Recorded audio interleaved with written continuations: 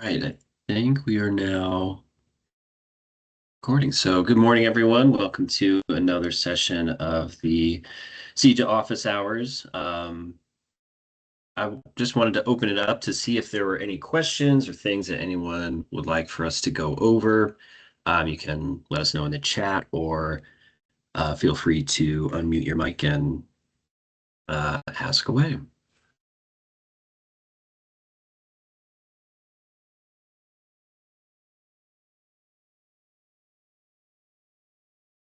Hey David, it's Emily. How are you? Hi, Emily. I'm fine. How are you? Good, good. I just had one quick question. So when we do the service needs assessment and we enter that in, let's say it wasn't done correctly the first time and like a ton of services pop up. If we redo the service plan, for like actual services needed, does that kind of overtake the last one, you know? Um, yeah, I believe so. Let's just kind of walk through that. So Okay. let me, not a service needs assessment for this customer here. So I think it'll just list them both. yeah, I believe there's just going to be a record of both of them there. All right, so let's say healthcare, legal assistance.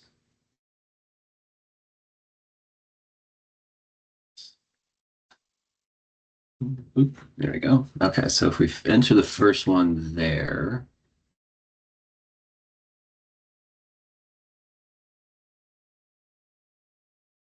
let's open our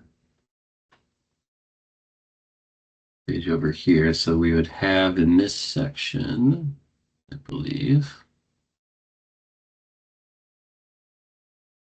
Okay, so we got the referral one there and the in-house service that we'll need to add here. Now, I know if we select the one that we previously completed there, okay, yeah, we do see that. Okay, so we can't edit that. I'm mixing up my programs here. So I think in that case, and let's add another one here. Okay, yeah, and our previous answers that we entered in the first one will be saved, but if maybe we didn't need these after all, and we click submit, then let's see here. Okay, yeah, then we have the original one and the one we just updated. And if we go back to our progress page, refresh this. Okay, it looks like those are still pulling through as needs attention. Yeah, because that's what we've been trying to do, but then it still has the needs attention, so we just don't know how to like navigate that. If we should just like enter a case note in saying they no longer need it, but it'll show as needs attention on the progress page. Yeah, I think, yeah, I would say for now to enter a case note, I think that's an update we can take a look at that if, the service needs assessment is updated, that the progress page is looking at, the most recent version. Okay, perfect. Thank you. Yeah. Good question. Good question. Just make a note of that here.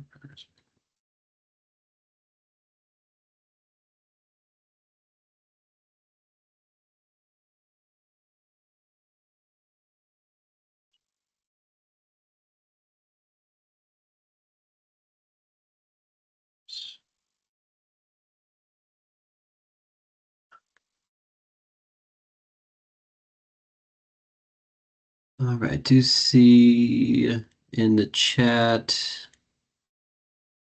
I'm not sure if you mentioned already, would there be a place to enter our notes as we follow clients through their journey to and through training in the reporting system? I'm asking from the navigator standpoint. Yeah, so let me log in as a navigator here.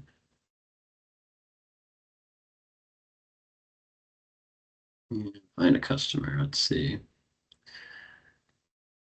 All right, how about this one here? So yeah, as a navigator, I know, there's some of the tabs that we're not showing here that the grantees for climate workforce hubs will see.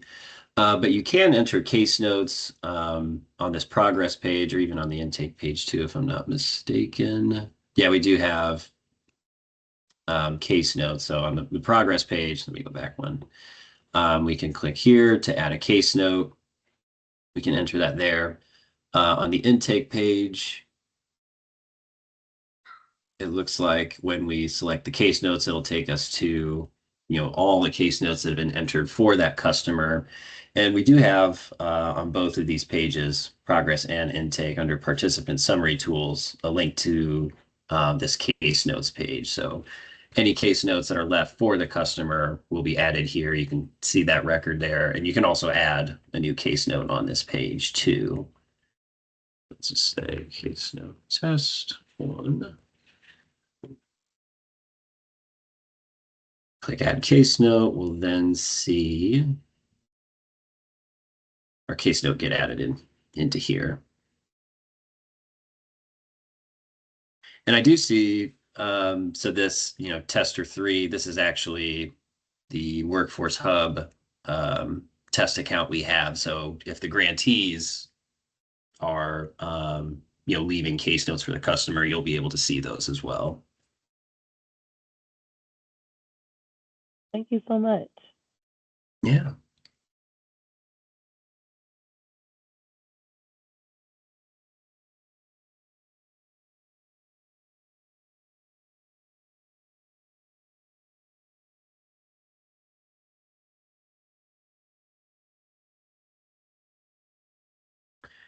See, are there any other questions or things I'd like to go over?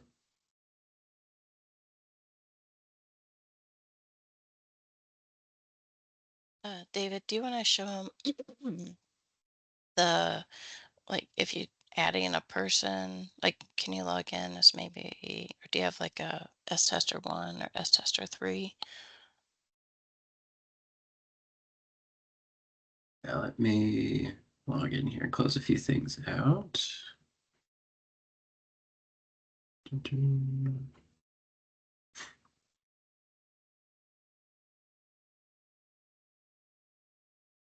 And then like just showing adding a customer that doesn't have an email address. One of the things that we notice whenever adding the email, if you don't have, if your customer doesn't have an email address, excuse me, we needed a way to check, some way to try to make sure you don't have David Jordan in there 5 times. So you'll see that David entered date of birth. You'll see that it's not required until you click that no email address. And once you hit no email address, then a date of birth is required. And that's in an attempt to, try to make sure that we still aren't, putting multiple people, the same people in there multiple times. But otherwise, it's not required. Yeah. So when we fill out this add customer window and click submit, we'll see. Oh, I may have already actually entered this test. Change that up a little bit. Okay. Looked like I'd used that name before, but we can see that when we selected the no email checkbox, that it'll, on this page, it'll automatically populate, the customer's name at no email. And then we can, proceed in the system through pre-screening. Now, if there's a case where, there's a different David Jordan's, let's refresh just to be sure here, who, maybe had a different date of birth. Select that date. And we click no email here. What'll happen is the system will let us proceed. No.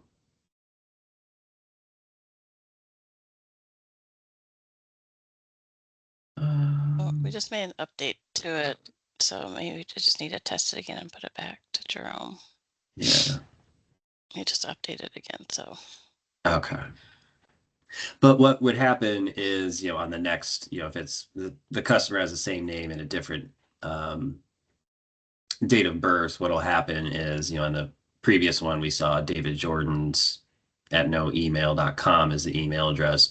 What would happen then is, David Jordan's one at noemail.com. Or if there was yet another one, it would just keep updating that number so it won't, get stuck. But yeah, it looks like there's an update that's kind of in progress for this. Yep. Hi, Nate. See you got your hand raised. Yeah. So, okay. So I just wanted to kind of go over that. So the fix that you guys have, or kind of the update that you guys have made will hopefully resolve a lot of issues where it's flagging people as duplicates, even though probably they aren't duplicates, right? So that birthday check will help with that. But what should grantees do when they do have a duplicate, somebody who already has a WorkNet account? From the messages that I'm seeing, I don't know that they have the ability to resolve that on their own. I don't know if it's showing them, oh, hey, this person already has an account under this email. Would you like to use that account? Is that a step that they currently have in their permissions? So are we talking like if the customer doesn't have an email address, or? No, I'm saying like if they do have an email address, we're inputting them in, and the system says, oh, this person already has an account within WorkNet. From what I've seen so far, and I might just be wrong, I might just be basing this off the 2 or 3 that I've seen, but from what I've seen, if they try to enter a student into the system who already has an email account associated with a WorkNet account, it simply flags it and says this person already has a WorkNet account. I don't know that it gives them the ability to see, oh, is this the same person? Yes or no, and then proceed. And maybe it's a grantee can weigh in on that one, but Let me check, because there was one issue that popped up that I think I made a card for. Let me see here. Hang on one second.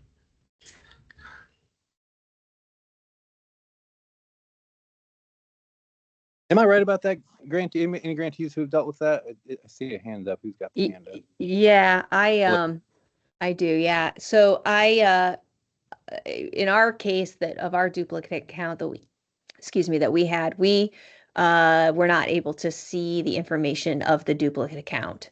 It just was simply telling us that the account, the customer already existed. Yeah, and I think that goes for me too. And I think if they're enrolled in another CEJA account or enrolled with another CEJA program, we can see that. But if they're, if they were previously enrolled in JTED or Illinois Works or whatever, I don't think that anybody on the CEJA side can actually evaluate that. And so right now, I think right now they're just kicking it.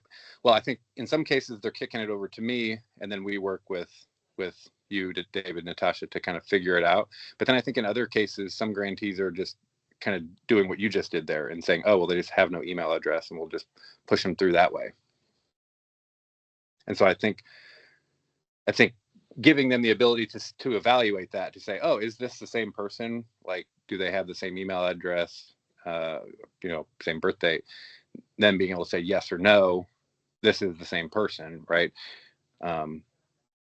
Yeah, something like that.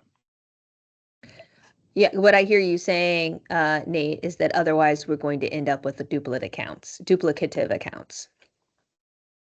Yeah, I mean, I think that is part of, right. I mean, I think best case scenario though, right, is like we're activating a bunch of people to do work that maybe isn't necessary when all we need to do is just check the email. But yeah, in worst case scenario, I think we're talking about people going, oh, they got a duplicate account. I'm just going to say they have no email address, and we'll create this dummy account, and then we'll come back later and put their real account in, and then yeah, we've got duplicate accounts. Mm-hmm.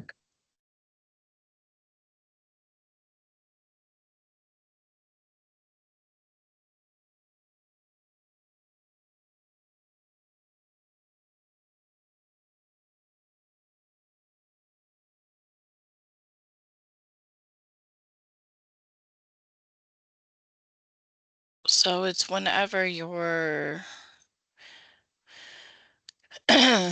going from pre-screen, so this is happening between the pre-screening and the application piece, like whenever it goes to sync up to an Illinois WorkNet account, that's what you're saying? And Well, it says this account already exists, or but the information doesn't match up. Like, is that what you're saying? Well, in our case, what happened was the account, it was saying that the person already existed, but we couldn't get to the other account because the information wasn't matching, but it still wouldn't allow us to, so it wasn't syncing up because the information wasn't exact, but it was saying that there was a duplicate account. And we couldn't see the other account. Right. So I And think then it tells you to contact info at or something like that. Or yeah. So I guess Mike, I have maybe a deeper question, and my understanding is that eventually that there's going to be a larger update made so that we are all using a similar looking situation across all programs that are within the workforce realm and under WIOA as well. And then that's why we need to have these work syncing up with WorkNet accounts. Or is there a different reason why we need to have them syncing up with WorkNet accounts? Yeah, well, we definitely want them to only have one Illinois WorkNet Mm-hmm. account, and then so you can see it across programs. The problem is that at least, we can see if this becomes a larger issue. Mm-hmm. But we really, at this point in time, I'm not sure that we want to put it out there, because sometimes there's more to look at, you know what I mean? Especially, I don't know, David knows better than I do, I'm sure, but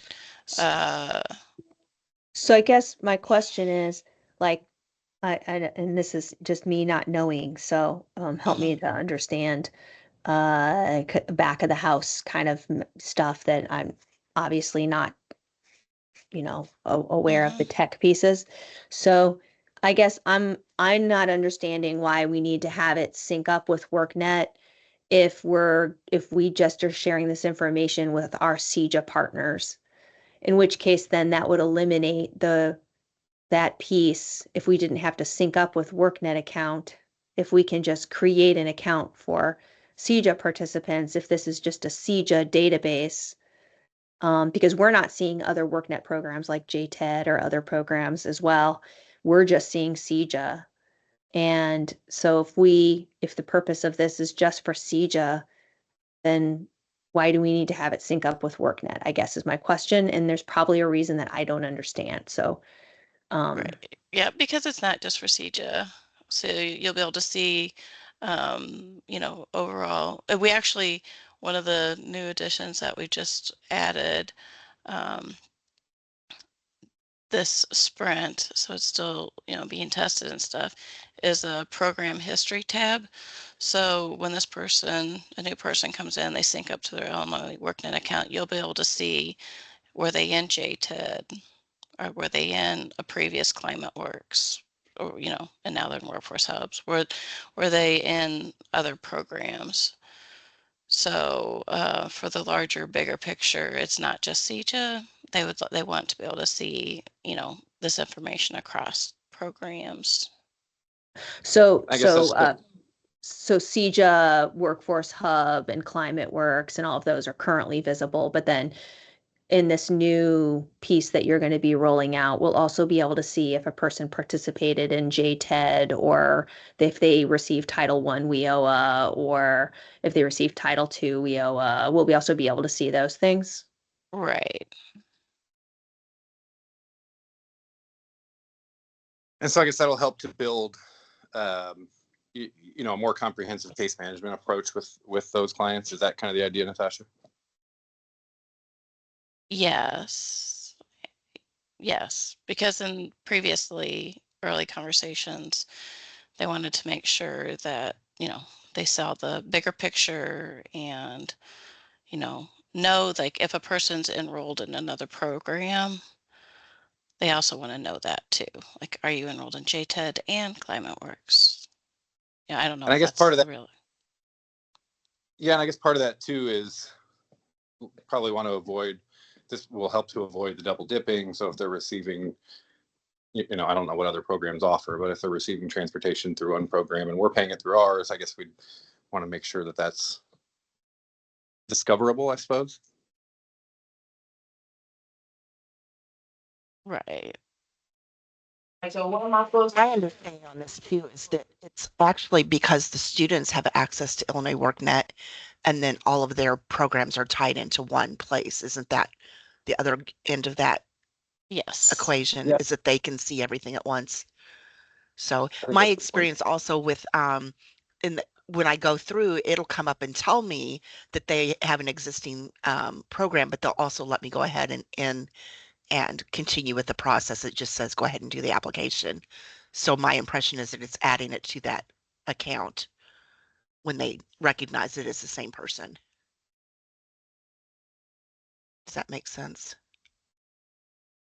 I think so. Okay. Yeah, Yeah. there's It nothing does. stopping them from doing it. You know, it's just Right. more visibility. It just says, we found their account already exists. Go ahead and proceed to the application. In Mhm. other words, it indicates that they haven't applied for the particular program that we're in, and it's tying those together. Now, but is there a check on that though to make sure that we're not? There must be, right? Because they can't enroll in two CEJA programs. So if it finds an account and they're in a CEJA program, they're a different. I guess Correct. that's what my assumption has been, is that they're not being allowed to enroll in that program if they haven't already been in it, and then it's where they've been in, because Illinois WorkNet is used for a number of different programs, right? Oh yeah. Right. Yeah. Yeah, So you can't enroll in more than one CEJA program, but right. like the system's not going to tell you, oh, you're in JTED or you're in Climate or like Illinois Works or something else like that. It's just, you know, the system's not going to stop you from um, enrolling a person because they're enrolled in a different program as well. But at least you have visibility. Okay. So then I guess, should the guidance then be that if they get that pop-up message that, hey, this person's email account is already associated with a WorkNet account, the guidance should be to proceed, right? To accept No, that. the, the yeah, it's going to sync up to your own the Illinois WorkNet account, and then you just move forward. The challenge I hear, I think I hear, is that they're let's just say that I put, you know, Natasha Telger, you know, date of birth, you know, whatever, and email, and then the next person comes in, you know, say I created an Illinois WorkNet account with my date of birth, okay, and then my name and my email, and then they come into CEJA and they put in, you know, my name, my email, and then the date of birth is, instead of being like in January, it's in July, and it's going to say, you know, that somebody's already using that email for an account and your information doesn't match up. So what we ask people to do is contact the Illinois WorkNet team, and we can take a look at the different accounts that are in the system, because maybe, you know, you have a Jim Jones Jr. and a Jim Jones Sr., and they're both using the same family email account. Then we need to know that whoever we're working with, you know, what is the, you know, what is your own email? do we need to put it, so we just need to look at the information and, I don't know how regularly this is happening.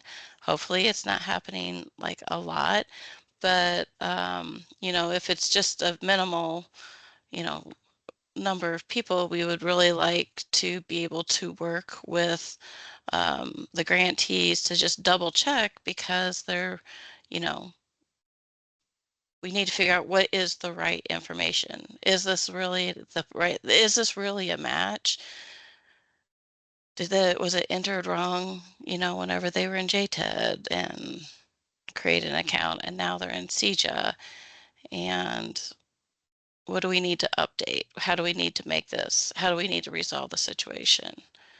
So I think it needs eyes on it that's has like a overall system view that can look at those customers and all the different programs, and just to make sure that we really are using the right person, instead of either saying no, it's not the same thing, and then just creating another account, or you know it you know or syncing up to the wrong person. That would be bad as well.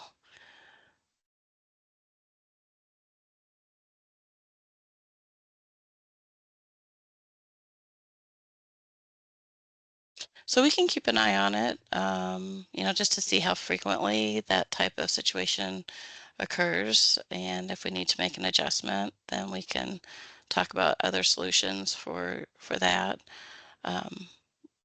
But for now, we just ask that you contact the Illinois WorkNet team, and we'll work with you to look up that account, see what's going on, why, where's the discrepancy.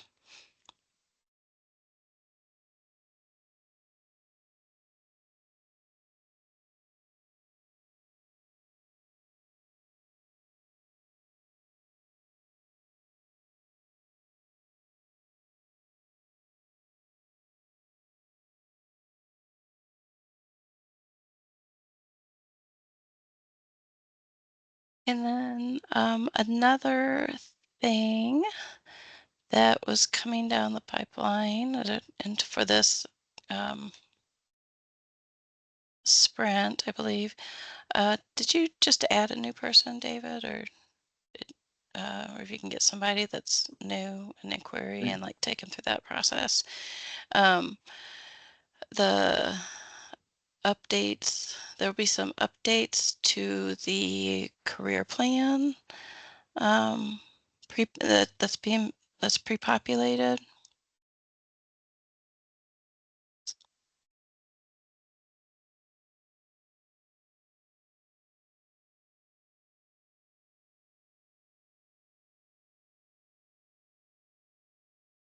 And this came out after working with regional administrators, and there was discussion about the various programs. Nate, I don't know if you want to speak to this a little bit more than me, but I'll start out and identifying the different pieces and parts of the bridge program, and there was some questions about like which services, and I know there's some confusion. So what we did was just make a single service. You can still have the option to choose the other items, but there is a service for a bridge program. And go ahead. I was just going to jump in and say, instead of having to try to line up the individual pieces of y'all's bridge program, or for Climate Works, the pre-apprenticeship program, right? Because that'll be a different one too, right, Natasha? Right. Yep. Climate Works will have pre-apprenticeship, and then workforce hubs have bridge. Yeah. So since we will have already evaluated your bridge curriculum, if you want to just select bridge as the service that covers all of the components of the bridge, rather than having to individually use the services there. You can just use bridge. And when the student completes the full bridge, you can mark them as complete, and we'll know that they've completed the required components of that bridge because we've evaluated your curriculum and approved it. Yep. And then same goes for the pre-apprenticeship. Yep. And so, hey, David, if you can either go into just that or just go to like the main page so you can see the front, like, like the plan overview, whatever. So there were, I can't remember how many different services pre-populated this first section. But now you'll see it's pre-populated with, like, in this case, pre-apprenticeship. If you're in Workforce Hub, the person's with Workforce Hub, it'll say Bridge Program, and then follow-up services, and then, the different, the goals here, just as a starting point. And then you can still add additional, services. Those are still there, but these are the ones that are pre-populated. And then the digital and financial literacy goal and those individual services are not pre-populated because they are, they are part of your either pre-apprenticeship or your bridge program. But again, you can add in services as needed. And this will not impact, this update won't impact those that, are already applicants and further along that before this is released tomorrow night. But going forward, when you add new people, go from the pre-screening and into the application piece, and once they move past that and everything, they'll get these new, I guess, smaller pre-populated career plans.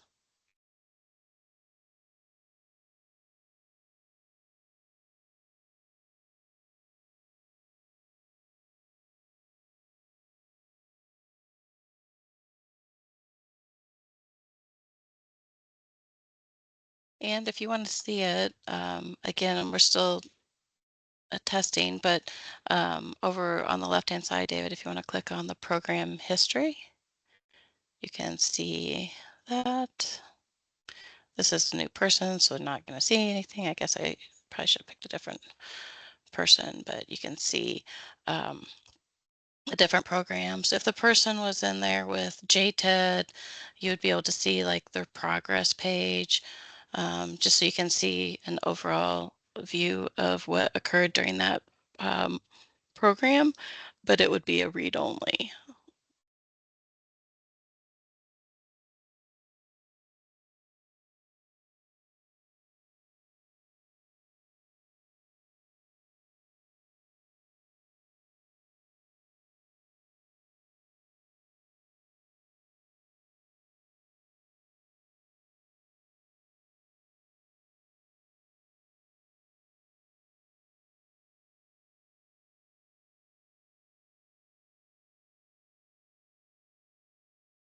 Any other questions?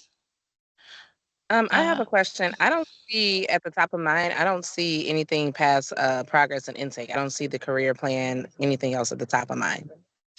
Are you a navigator? I am. Yep. As a navigator, you can see the progress page and the intake. And then if you're in as a Climate Works or Workforce Hub grantee, then you can see those other tabs. On the progress page, though, you'll be able to see, the different updates to the different services and their status and so forth. Okay, and I have a question. I'm sorry. Let me ask you. So are you saying that the service for the bridge training is going to be added to the system tomorrow night, because I don't remember seeing that when I was adding services. So what I did was create the goal as a complete the bridge training. Then I tried to enter services and things that'll be in the bridge. So is that what I'm hearing? I got on the Yeah, call a little late. yeah, no, you should be able, let me double check. I'll go ahead and look in production here, just as a sanity check for myself. What, hold on, let me go over here quick. And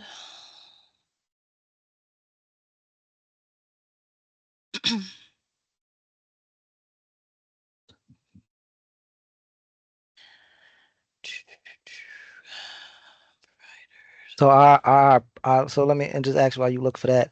Our bridge programs, are we supposed to be adding that as a program, or is that like when we go to our just provider info and it says training programs, do we add that as a training program, our bridge, or is that different? Okay, so you'll have, okay, sorry, real quick, what organization are you with? I'm with the Calumet Area Industrial Commission.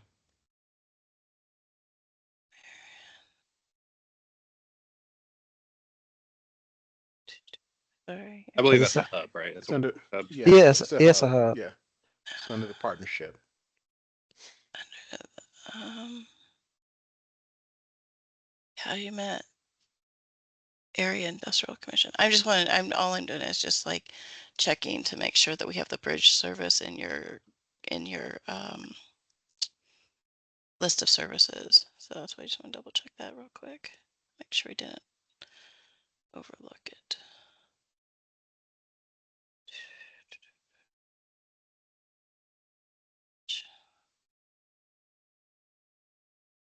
Okay.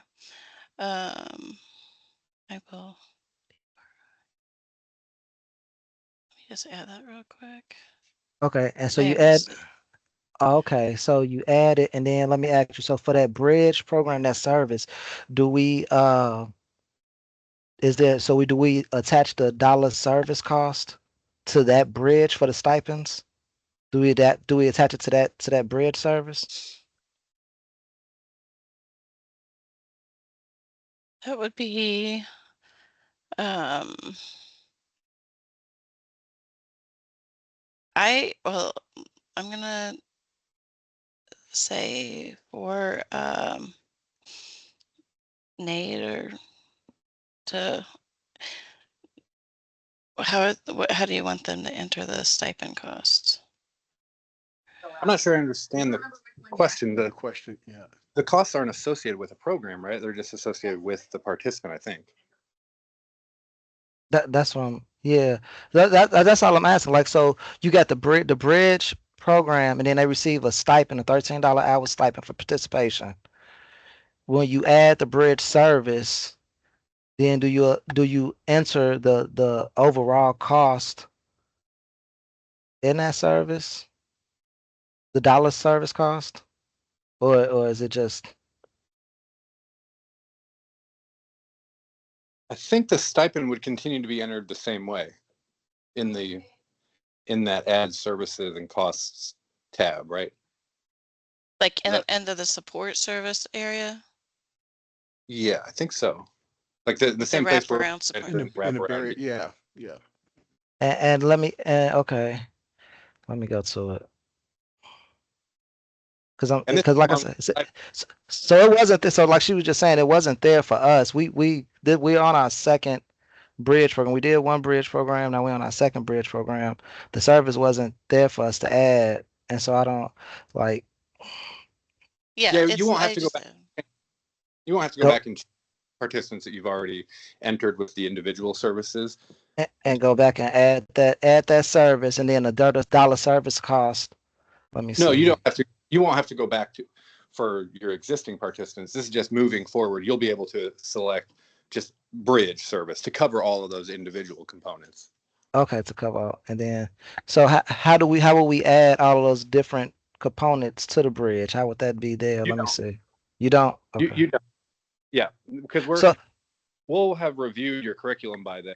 So we know that your bridge program already contains all those pieces. So how do you review our curriculum, the curriculums that we implement? Do you want us to send it? Do we send it to you, or? Well, by the time you get CEJA reporting access, we've already have reviewed it. Right. So that would have been part of work plan submissions back at the beginning of the grant. Okay.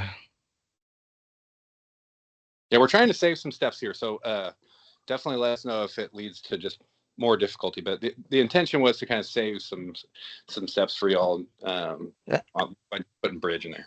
Okay, and then and with that, okay, I'm gonna look at that, and then with that, so let me ask you, when you're on the, let me go to it.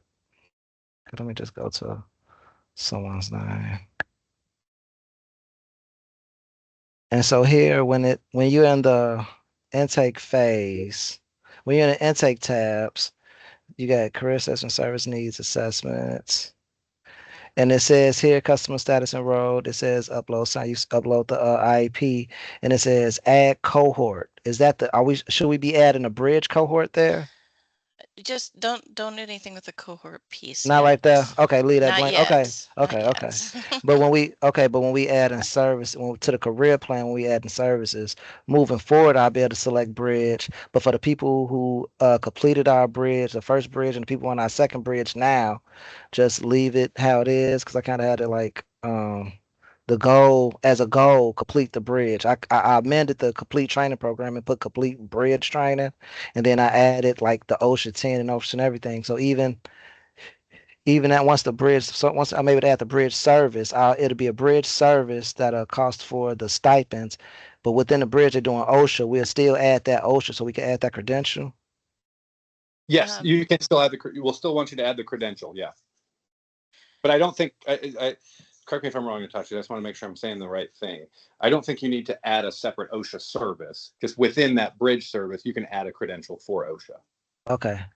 And then I just wanted to also be clear too, like, so don't mess with the cohort stuff yet. But right, Natasha, we will, once we do finally launch that and provide guidance around that, then we will have them kind of enter the bridge cohorts. But just don't do that. Okay. Yes, correct. Okay, and so for the people with that bridge service being added now, how are we adding the dollar service cost for the bridge for the people that's already completed our bridges? How should we be doing that? Yeah, there you go, David. Stipend process has not changed, so that should continue the same manner as it was before. Yeah, that's right. Yeah. But I guess if the question is participants who have already completed. How do we add that service cost into Illinois workNet? Okay. Sorry, go ahead, Natasha. No, go ahead. Well, I was going to say, I wonder if we need to step back to show that one again. Just how do you enter wraparound itemized costs in the system? So we add in the stipend costs in that, the wraparound service, the stipend cost for the bridge. We adding it there. Yeah. No, the stipend is separate. It's a separate. You have to track that separately. Are we tracking it in? Now I'm asking, are we tracking it in iWiz, or are we just tracking it separately as we delivering the checks, and then they sign for it, and who's in class, and we tracking attendance of who's in class, and we just submit that documentation? Are we adding that stipend in iWiz? That's what I'm asking. Yeah, with the screen that's on the screen now is okay. Where you let me. And then I think you would use the same functionality, but maybe a different entry, right? Is that what you're saying, Diana, for the stipends?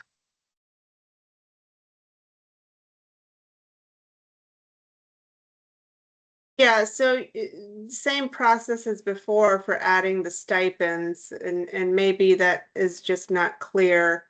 Yeah, I don't have that process hasn't changed. Yeah, I think that's what I'm saying. That I really didn't. I'm not understanding the process from the beginning, like how to add. Yeah, I think. I'll drop a link in the chat here. But we do have a recording for that. Okay.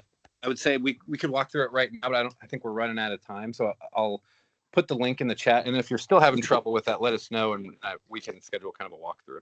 Who do I send the email? Like, who do I communicate with? I think you're in the north, right? So Larry would be a good contact.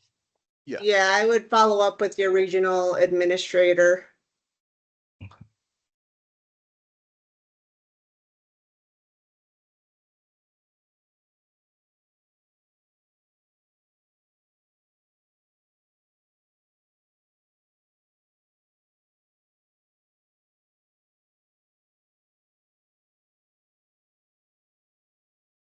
I'm trying to remember which session that was.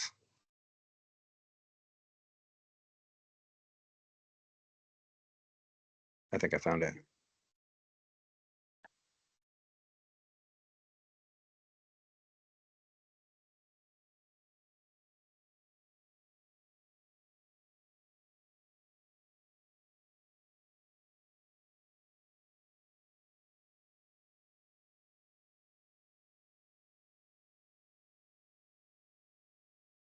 Okay, I'm putting it in the chat right now.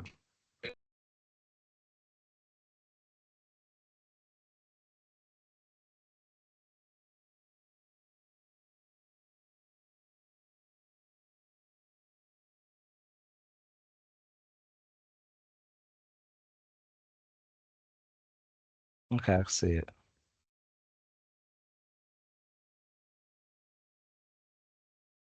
Yeah, and so if you go to here, this won't be associated with a particular training service. So you could just add this. Certainly, add it during the duration of the bridge program. I don't think we need to differentiate between stipends paid for a bridge program versus stipends paid for the training program. I mean, it should align with the hours that they're in both of those programs, obviously. But yeah, I don't think we need it separated out within that tracking. So if you watch that video, you'll enter the wraparound services the way it's indicated there, and then the stipends will be entered using that same process. Okay. But, separate entry, right?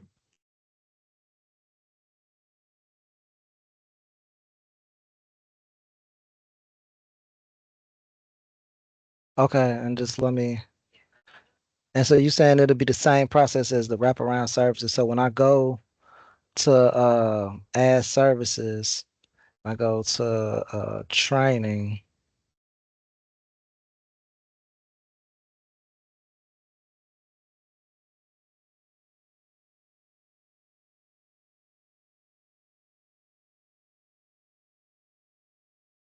Okay, not really. Yeah, I don't think I like. Should it say like I see it say other stipend? I don't think that they're referring to the stipend for the bridge.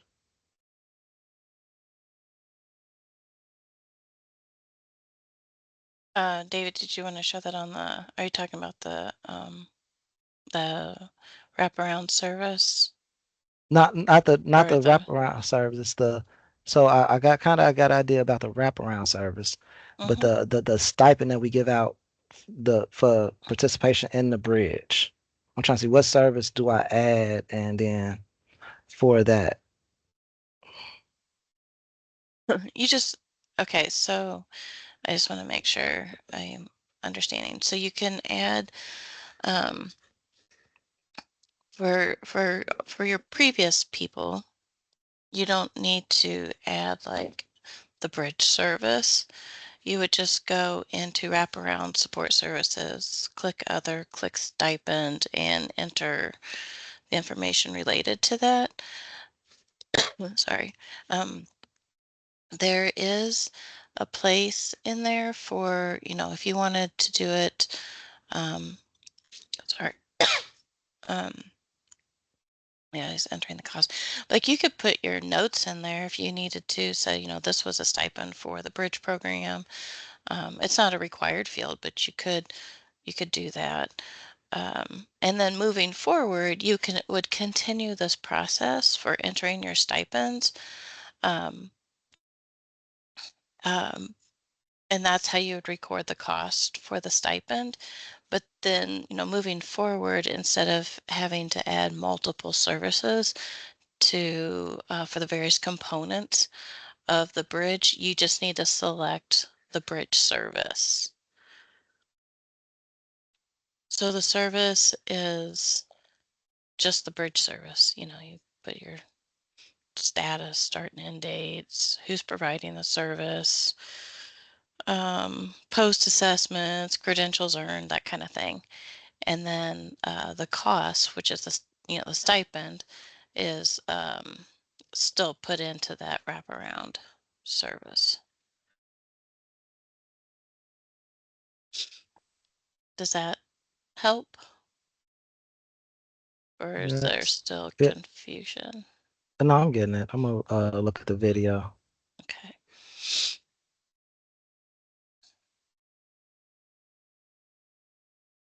And again, for each of these, if there's a notes section in each of these. So like if you wanted to put anything specific about, your bridge program, if you want, you're more than welcome to, put updated notes in there, If, you don't have to, it's not a required field, but that's one way you can.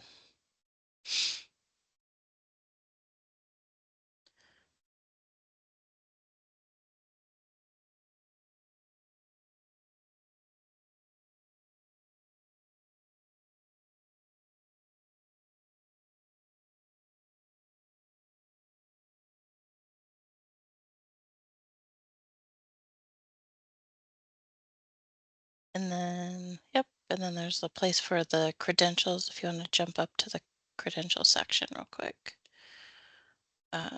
You can enter, there's the different credentials you can select. You can, you'd obviously enter one at a time, but, if you click on one of those, like click on OSHA, it'll be pre-populated with some information. You just put in some of the extra details and then hit save. And then you can add, you can add the next one if you need it, whatever they earn. So you don't have to enter that separate service for OSHA 10. Again, if it's all under the bridge, you just use the bridge service and then you can add the multiple credentials onto this service.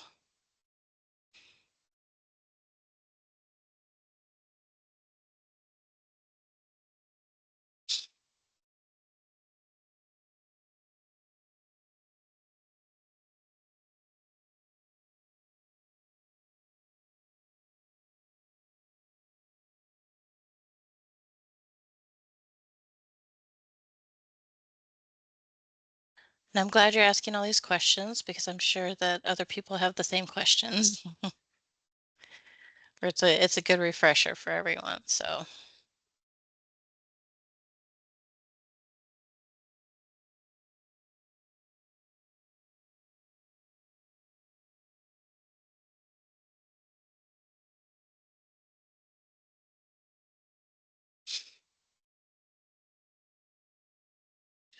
Are there any other questions? Got a few more minutes before we're at noon.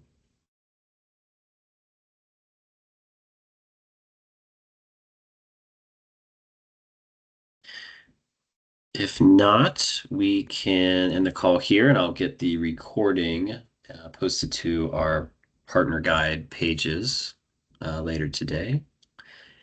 And seeing and hearing no other questions, we'll go ahead and end our call. So thanks everyone for joining and have a great rest of your day. Thank you.